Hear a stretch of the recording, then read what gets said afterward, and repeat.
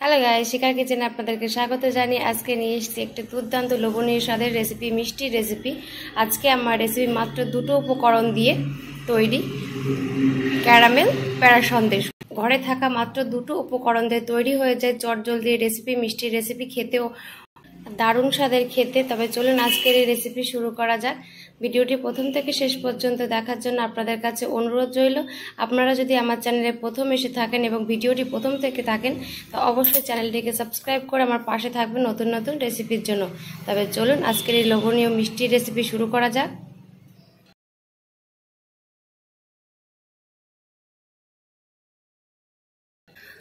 Caramel Sandesh বানানোর জন্য আমি এখানে 1 লিটার দুধ নিয়েছি। এবার দুধটাকে ভালো করে একটু ফুটিয়ে নেব।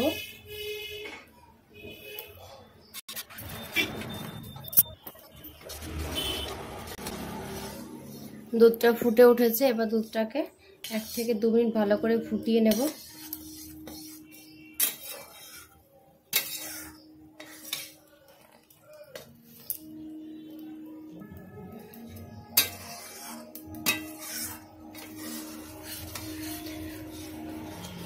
দুধটাকে ভালো করে ফুটিয়ে নেওয়া হয়ে গেছে। এবার আমি এর মধ্যে দিয়ে দেব লেবু জল।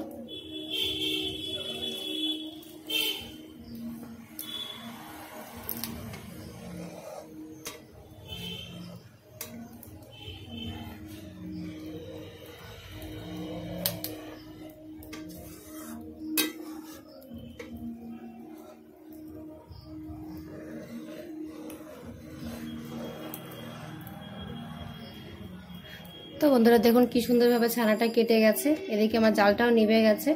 তো ছানার জলটা ঝরিয়ে কড়াইটা ধুয়ে নিয়ে আমি আবার আসছি। তো বন্ধুরা ছানার জলটা আমার ঝরানো হয়ে গেছে। এবার জলটা ঝরানো হয়ে গেছে, এবার ছানাটা আমি থালায় নিয়ে নেব একটা।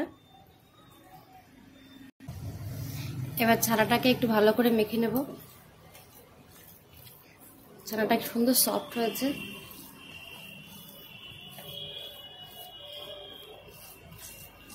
বেশি মাখার কোনো দরকার নেই।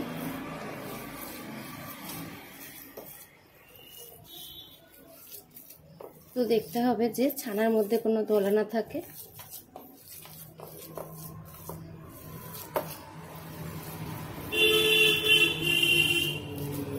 ছানাটা মাখা হয়ে গেছে। এবার ছানার মধ্যে কিছুটা আমুল দুধ দিয়ে দেবো, 50 গ্রাম মতো।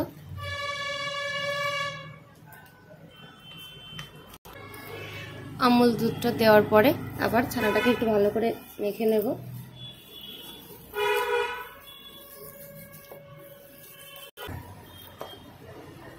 তো বন্ধুরা ছানাটা আমার মাখা হয়ে গেছে। এবার এটা রেখে দেবো। এর পরের প্রসেসটা শুরু করব।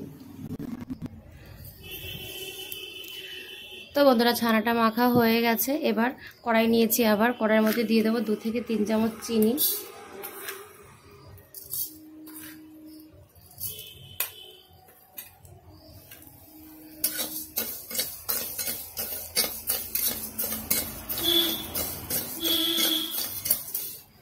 চিনিটাকে ভালো করে একটু ক্যারামেল করে নিতে হবে।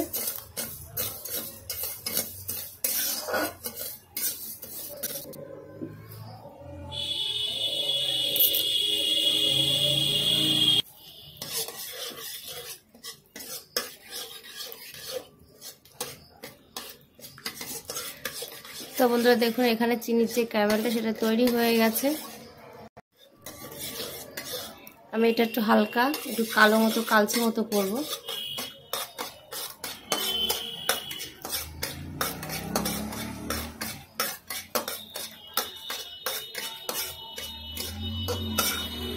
যেমনটা চাইছিলাম সেরকমটা হয়ে গেছে। এবার একটু জল দিয়ে দেবো।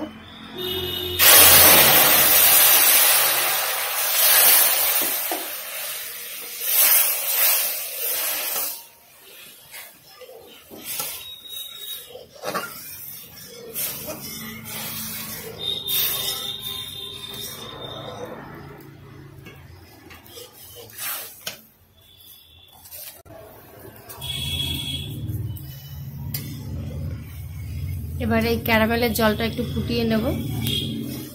ফুটিয়ে মিষ্টিটি হালকা একটু ঘন করে নেব।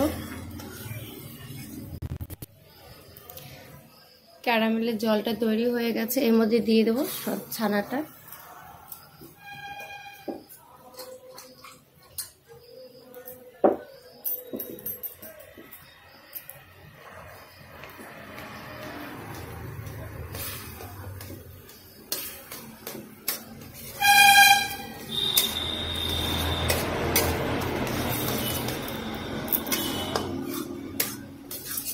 ভালো করে মিশিয়ে নেব।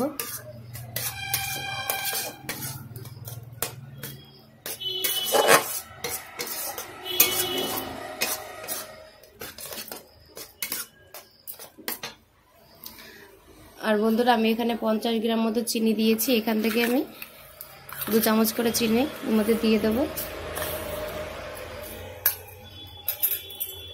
আর এভাবে মেশাতে থাকবে।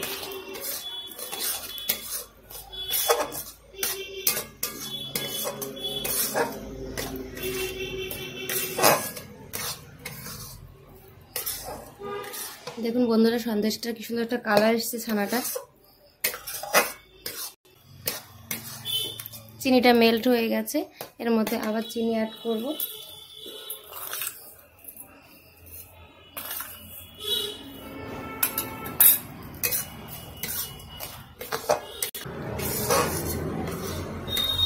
তো বন্ধুরা চিনিটাও মেল্ট হয়ে গেছে, এই চিনিটাও। তো আর বাকি যে 2 চামচ চিনি আছে সেটুকু আমি দিয়ে দিচ্ছি।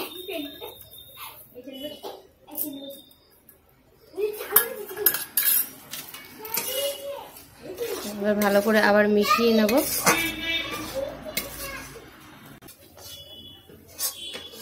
বন্ধুরা পুরো চিনিটা মেল্ট হয়ে গেছে, আর চিনির থেকে যে জল ছেড়েছিল সেটা অনেকটা টেনে গেছে, আর একটু টানিয়ে নিতে হবে।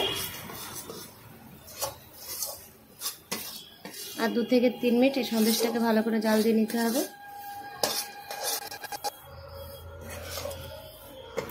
তো বন্ধুরা সন্দেশটা আমার তৈরি হয়ে গেছে, এবার আমি নামিয়ে নেব। নামিয়ে সন্দেশটাকে ঠান্ডা করে নেব।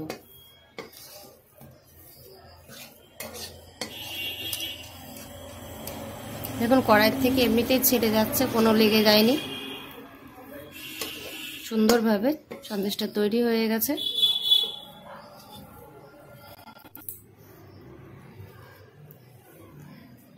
তো বন্ধুরা সন্দেশটা আমার এই যে তৈরি হয়ে গেছে।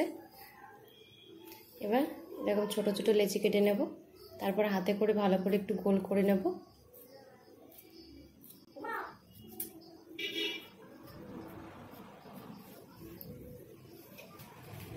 এবার হাতে নিয়ে এভাবে একটু গোল করে নিয়ে এভাবে একটু প্রেস করার পরে হাতে চাপ দিলেই তৈরি প্যারা সন্দেশ। এই একইভাবে বাকি সন্দেশগুলো আমি তৈরি করে নেব।